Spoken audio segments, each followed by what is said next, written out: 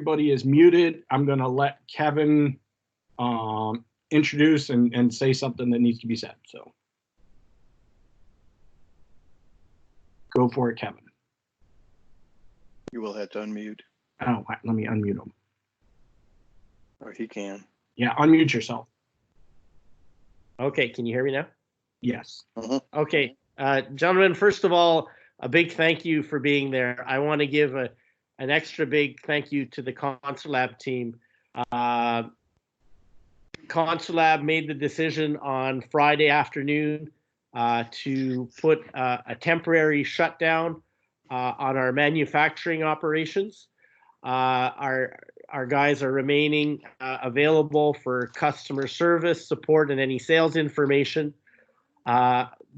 And in fact, our government today has announced that every business that is non-essential has to shut down up until mid-April at this point.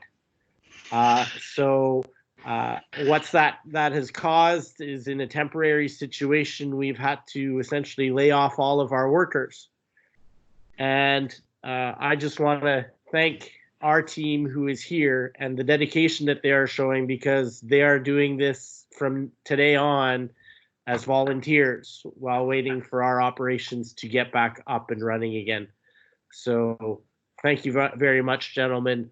I think you're great examples of ConsulLab's desire to really increase the quality of education, and that we aren't in it for the money. We're in it for our mission, and I appreciate what you guys are doing tremendously. So thank you, guys, and hopefully we can bring some benefits to your programs and to your students. Thank you. Go for it. Yeah, go for it now, Rick. Okay. So as we've been modeling, again, we're going to share a lesson plan for the day. So really, we're carrying on with kind of a similar title. This is Structuring a Lesson for Distributed Learning version 3. So the bridging is really breaking your class into 3 or 4 groups of 4 people. Explain the following procedure and the responsibility in this process. We're going to get into the objectives of self-motivated study, group dynamic-driven discussions and content, and then, the individual or pre-assessment of a 10 to 15 question quiz. So as we go through this, Tim is going to take the lead for a bit, and then we'll switch over to Jeff. So we'll put Tim in now. What? Okay, hang on a second here. Let me share.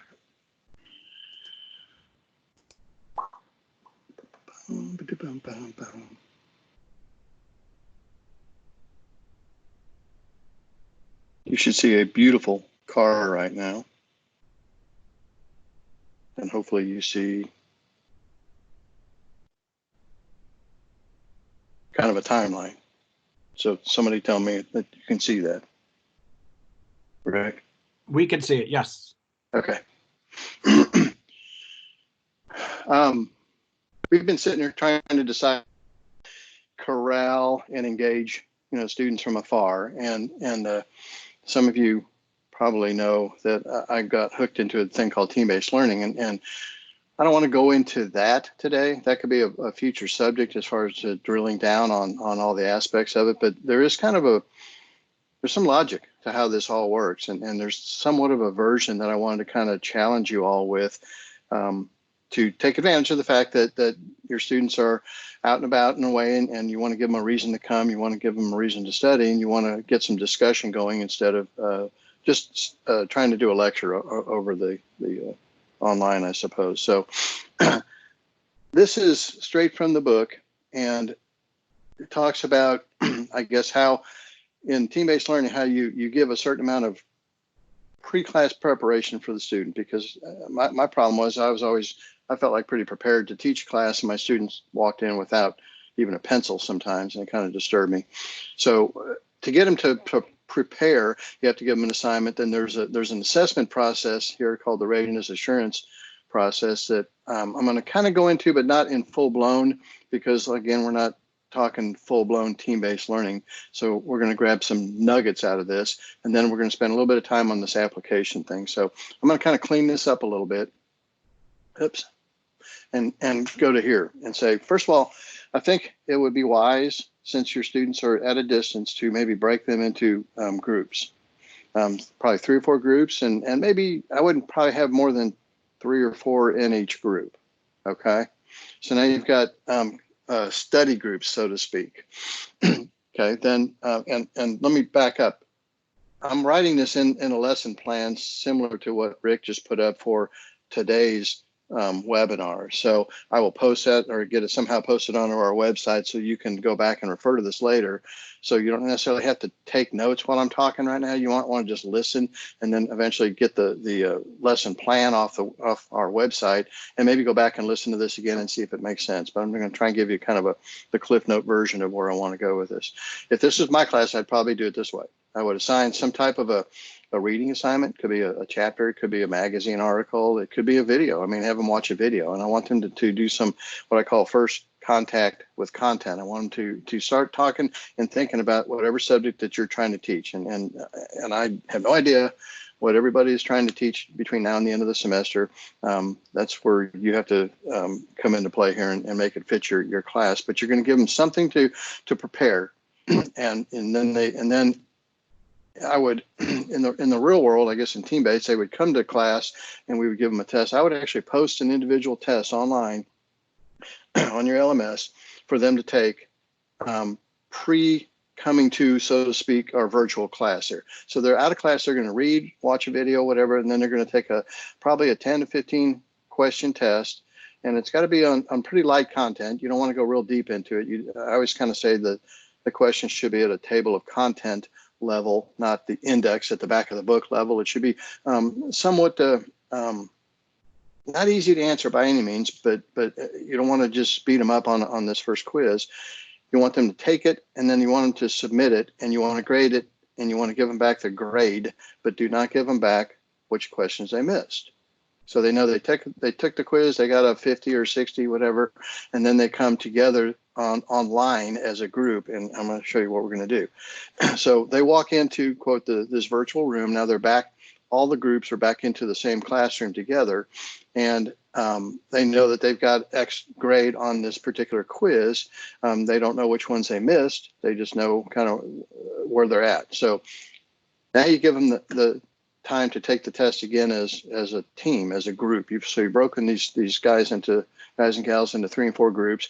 You're going to have them actually take the quiz again, and they can talk about it. They can discuss it. And I want them to kind of corporately come up with an answer that they all agree on. This is where in teams, you can, I guess there's a room, so to speak, that you can assign them to, and they can go out and actually discuss it and separately. They might want to back out of this thing and actually get on a conference call and go over every question.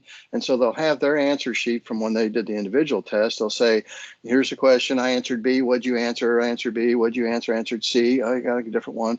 And then they discuss it, and I want them to kind of corporately come up with what they think is the right answer. And you give them so much time to do that. And then all these groups come back to your classroom, and you actually have them discuss their answers. And you have them kind of like present it, maybe even at the same time, where they all have to say, team or group 1 said it was answer B, and group 2 said it was answer C, and whatever. And then you let them kind of discuss why they chose those answers. And so you're really just kind of facilitating the discussion, and you're listening to them explain why it should be a certain way, or why somebody's wrong, or why somebody's right, or whatever. So hopefully that makes sense. After that, then they've kind of come prepared. I mean, to me, that's almost like teaching them how to study. Now you've got some, again, first contact with content, you've got some base to actually see if they can apply what they may have learned in that process. So the application part is similar in this case, but I kind of urge you guys to maybe design an application exercise. And in the real world, this would be where they get out in the shop and get to touch things and whatever. But you're going to have to kind of mentally stimulate them here with this stuff, because we can't obviously get out and do any kind of hands-on stuff at all. So you take the content that you've covered, hopefully well, and you actually challenge them to a question, and you give each group the same significant question. So you actually decide, I guess you want a question that is going to make them really think. And so, like I said, it has to be significant. You're going to give each team the same question, and then they're going to break away and go discuss it on their own. There has to be a specific answer to it. It can't be any kind of nebulous to it. You truly want them to come back with one answer. And then when they reconvene, you have them come back into the same, virtual classroom and do the same type of a thing. You actually have them all report out together. And you could do this on a, where they actually hold something up on a camera, or they could go to, there's a lot of online polling apps and stuff like that you can use. It depends on how deep you want to get into or how complicated you want to make it. But you basically have them all report out simultaneously and start letting them discuss it. You're there to facilitate. You just say, hey, group one said it was this, group two said it was this. Group one, why don't you explain your position? Why did you choose that answer? And see if you can convince two to change their mind, or vice versa. Two might come back and say, well, you're wrong because it's got to be this way. And you just let them continue to kind of teach your lesson for you until you're finished with that question and they've all come up with the same answer. The satisfaction of not being able to go out and touch a car or do something with this knowledge is where this whole process is kind of shut down due to this quarantine. But I think this is about the best we can do for right now to keep an engaged group going and to cover as much content as we can. And it's not just someone sitting there giving a lecture or reading something and taking a 10-question quiz. So did that make sense? I'll have to say yes because I can't hear anybody. I can't see the chat. Yes, everything's fine. So Ed Stella in New York said they just now started using Teams for their online communication. So this is probably good information for him as well. Today is actually the first day that they're doing that. So oh, cool. Somebody asked, and I don't know Zoom well enough, if Zoom also has these type of break off areas that you can have different classrooms, so to speak. I wish I knew. I really do. On Teams, it's called a chat. On Teams, it's called a channel. So you go create a channel, and then you actually have a channel for each group that you pick, and you let them back out and go into there and do their discussion. And then you can, I think as an instructor, you want to put yourself into each one of those channels so that you can pop in and listen and pop out, and then eventually go in and tell them, hey, all come free, everybody back to the main room, and you bring them back in there, and then you kind of virtually guide them around like that. So. Two people in chat said you can do breakout rooms on Zoom as well. So excellent. Yeah, that's what I was going to chime in with. Yes, it's possible. Excellent. Yep. So, I'm showing you again, just like we did last week, I'm showing you a platform. The idea is just that, the idea, how you apply it, to what subject you apply it, how you break them into teams or groups is kind of tag your it. That's where you're going to have to take it from here. But hopefully, this gave you an idea on how to, and it's really pretty easy to do because you're letting them do most of the work. You just have to kind of find an assignment, find some content, create a really quick quiz, and there's stuff to be shared there too. I mean, if somebody's really in a bind for time and whatever, we need to reach out amongst ourselves here because there might already be a really easy quiz that could be put in front of these students for a great discussion and at least get this thing kind of going down the road in the right direction. Tim, there's a question in chat that asks, are on these quizzes, are they MC or are they open-ended answers? Usually they're MC, and that way they kind of don't necessarily argue about, well, here's the deal. I would say probably on the 10 or 15, it would be multiple choice. And that way that they actually pick a choice and then they get a grade. But like I said, they don't know which ones they miss. They just know what their grade is. And they come back and they discuss it as a team. In the application, when you get into the 4S, it could be an open-ended. It could be that they come back and actually have to explain something. And that would take it, to me, a level deeper, because they're going to actually have to say, this is how such and such works, or this is why this did that, or this is what I would test when I'm diagnosing this. And the other group would say, why wouldn't you do this? Or why wouldn't you check that first, or whatever? And you start getting that real rich discussion that proves that they know what they're talking about. And you kind of sit back and listen and I guess take notes. So. I would segue into that as well, Tim, that we were talking this morning about the final tests that I have created in the past, where I tasked the students with a pretty tight, narrow subject within a course that we needed to take a final test on. And I actually tricked the students into writing all the test questions and answering all the test questions, being sure that everybody did the research within their own teams. And then we went through and vetted all the test questions to make sure that they were all correctly answered so that we had correct answers. So the students participated in all of that. And then when I got done, I said, is there really any need to take the final test? Haven't you just done it right now? And at that point, they looked at me and said, you've tricked us. And I went, yeah, as a matter of fact, I have. You can probably only pull that off once in a cohort, but it's really an effective way to get engagement and to engage and create that final test. I believe I took 2 days. And to be clear, this can all be done on a phone? Theoretically? Theoretically. Because Dick had asked about those who may have limited or poor Wi-Fi.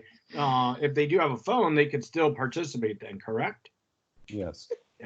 It's discussion. Yeah. I mean, they could do a conference call and just sit down and talk about stuff as long as somebody's the scribe, so to speak. Well, we're learning processes, right? I mean, this is how we plan. We talked about last week. This is how this team plans. We meet every morning and plan. That's how this class is being delivered. We met 2 hours ago, and here's what we decided to present to you. And then there's going to be some questions for you. Jeff, could you or Jimmy help Dan Beeson? He's locked out of the meeting and chatting and wanting some help to get in. I'm sorry. No, I'm not having. Can you do that, Jimmy? And I'll. Yes. Okay. So I think we need to move on, Tim, or do you have some more to finish up with? Nope. Okay. What I said is I'll put this in a lesson plan form on our website so that you can go back and digest it a little bit. I kind of gave you the quick rundown, but I'll try and put more explanation on the lesson plan so you can see. Mm-hmm. Well, I'm going to close my chat window so that I don't feel the need to read all that. So what we want you to do is we're at the point we need some feedback from you. And I've got 4 questions, and I'm going to post those up in a second. I would like you to give your answers to me at jcurtis at consulab.com, and we will go through that whole list and compile a list that we'll share with you tomorrow as to the outcome of those questions, so that we can all kind of march down the same trail here, so that we have some clarity. So let me do that at this point.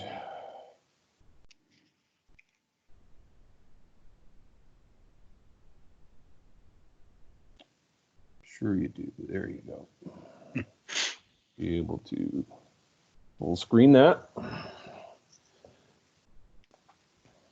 So if you could use the chat window to ask any clarifying questions, I'm going to leave this full screen like this, and Jimmy, Rick, and Tim, as the questions roll in the chat window, any clarifying questions about these 4 questions.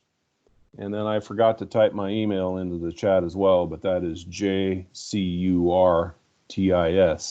Yeah, I put in the chat. Okay. I got you. Thank you. So do you see any clarifying questions there?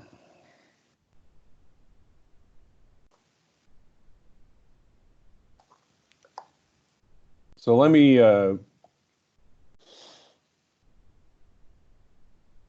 resist the urge to read every question first, right? I was about to do that for you because I could tell you didn't want to, but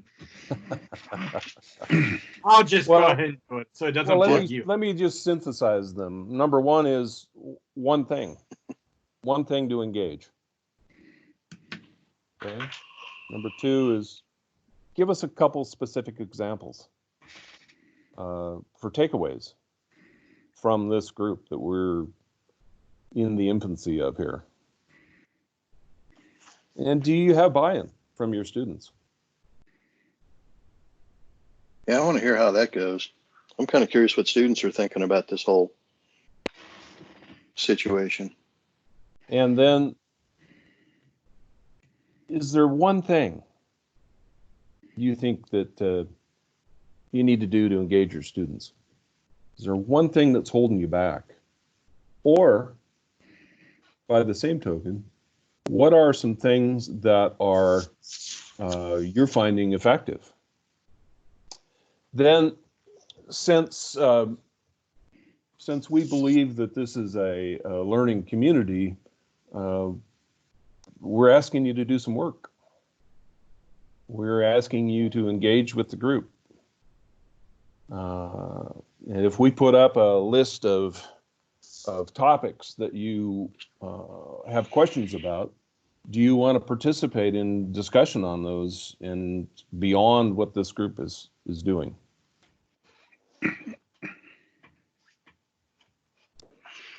So Richard said students are not happy, and that wasn't probably a huge surprise. Well, none of us are happy. No, is this the first day back for most instructors? I know spring break's kind of varied all over the world here. In I didn't know if Canada, this. first day back for spring break. So there's not a whole lot of opinion here just yet, other than they know they're not going to get to touch a car, so they're not happy in that respect. Well, I don't think that we actually want complete answers to all these questions quite yet. I was hoping to just, if there is something that's unclear in one of those four, how can we create clarity for the scope of this work? Jason Brosner just said, let me make a point. Anytime we put our class onto computers in a computer lab, we get a lot of resistance. Marshall Link also said, we have very limited access to students at this time, so it's hard to even get a read on them. Yeah.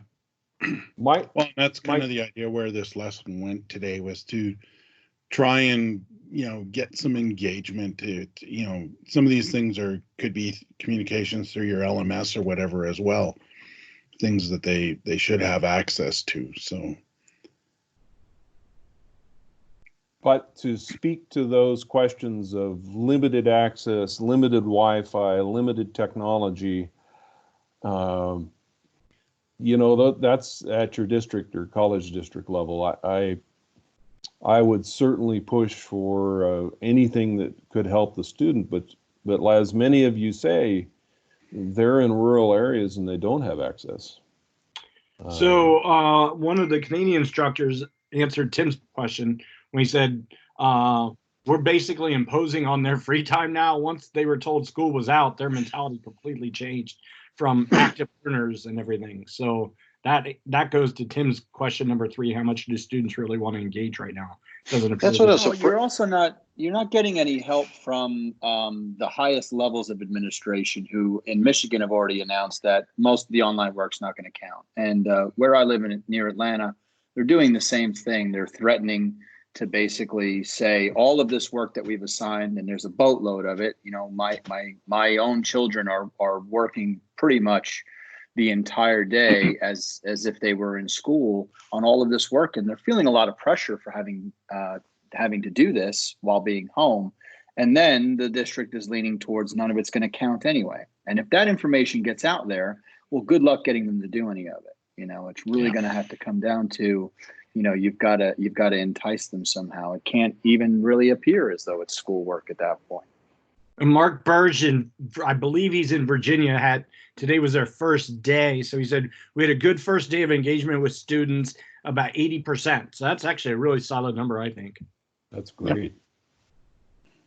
So I think the college level is going to see much more success than the high school level, for sure. Yep. I just saw that one that says they're thinking there's going to be cars outside that are pirating Wi-Fi so that they can get connected. You know what one business is still open here in Tulsa? It's the drive-in movie. Wouldn't that be cool to have it projected and have everybody sitting in their cars taking a lesson? That would be kind of fun. Starbucks and They're McDonald's have Wi-Fi in the parking lot. I mean, they're actually 6 feet apart. They've got their own environment. You know, you could actually, that might be kind of a fun way to get them to whatever. So, Anyway. and then a final question. Rick, did you want to ask that about regularity, or you want me to go ahead and do that? Yeah, well, the final question is really, how often do you guys want us to continue with this? We're looking at, is every day too much? We were looking at is 3 days a week. What works for you guys? We were thinking we probably wouldn't do skip a day, but maybe if we did 3 days, maybe it's Monday, Wednesday, or Monday, Tuesday, Wednesday. We need a little feedback. Again, as we're preparing this, we want to make sure that you're getting what you need. Otherwise, what do we need to do? We're more than happy to discuss that after the 30 minutes is up and we do our post game. We're more than happy to have everybody turn their microphones on and let's discuss the frequency of these events going forward. Joe Hart made a great point in the chat. He said, I think the students who are passionate about your class, whatever the class may be, they will stay engaged. For sure, each one of you have knowledge and experience regarding that. Jason Brosner also said, engage students in an online environment. I think the best thing to do is, at a minimum, in current circumstances, is to get the students online for a social discussion to start, which is a lot of what Tim was discussing anyway. Try and get a feel for what it is that they want as resources instead of just getting them online and starting with lessons. So back real quick to Rick's question, just be aware that we want input from everyone other than just a chat. I'd love to have this where, when we have our meeting here, that one of you all do a presentation or you show something that you're doing that's working or whatever. This shouldn't be just us up here entertaining. We're providing the half an hour to back and forth it, and we want some back and forth. I think that'd be great. I'd love to hear what some of the stuff that's being done out there. Yes. Tim, does that include salesmen or just teachers? No, you're out. Fair enough. I put Jeff and Tim and Rick's emails in the chat. Feel free to copy and paste them. Use them as a resource, as a sounding board. These guys, they don't pretend to know it all. They love hearing your ideas as well. And certainly use them as a resource and a sounding board. We've got 2 minutes left, guys.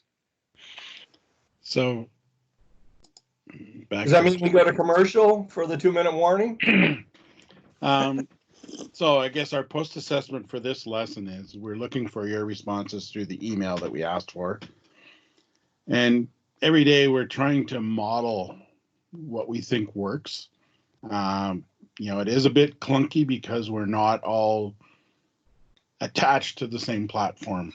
Where you're doing Teams through your school with your students or whatever, they can access the files you put in and those types of things. That's not that easy for us to do for people outside the organization. But a lot of these things that we're demonstrating can be a lot easier, when you're using a common platform or your LMS. So that's really just something we wanted to pass on, is we're making this work. So any feedback you have is great too. And those files will be uploaded to the Console Lab website, dated for today's meeting. Yeah, I just put that link in the chat as well. It's consolab.com/resources, or on our main page, just click. We just redesigned our resources tab to include all of this information. We put all the links and all the other resources there. Yep. Good. One last thing, because it's been mentioned a few times, and I know there's a few people there as well, is the information about Electude's basic training. And I know some people were taking advantage of there. So they've got this basic training that they're doing for all of their information as well, that you can go and take advantage of as well. So. Yeah, because they're doing basic and advanced. Yeah. So I think the one that we need to look at is that how to do it yourself tool, because you can build your own modules in there, which is kind of what we're talking about here. So we're good. Okay, so we're officially done, but we will stay and talk it out here. Thank everybody for coming here on Monday. I saw some feedback that said this is just good for their mental health. I know it is for mine, just to kind of talk this out amongst other people. I mean, I said it way early in the chat that we're all in this together. Together we will get through this. So I'm going to stop the recording now, but that doesn't mean you have to leave. Cool. So kind of, I'll answer on behalf of